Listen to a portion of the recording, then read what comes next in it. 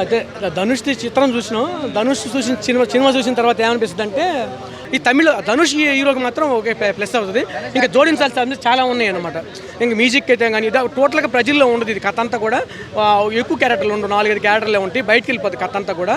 So ఈ తమిళ్లో బాగా ఆడొచ్చు ఉండొచ్చు, కానీ తెలుగులో కొంచెం జోడించాల్సిన అంశాలు ఉన్నాయి.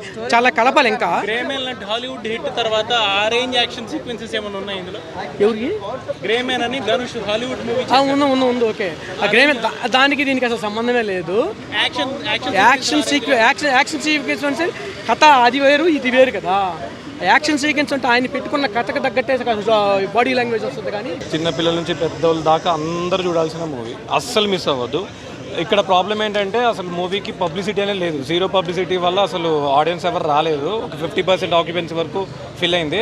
ప్రమోషన్ అనేది కొంచెం పీక్స్ ఉంటే మాత్రం అల్టిమేట్గా ఉండేది ఓపెనింగ్ సార్. డెఫినెట్గా 100కి 200% పెరుగుతుంది మౌత్ టాక్కి.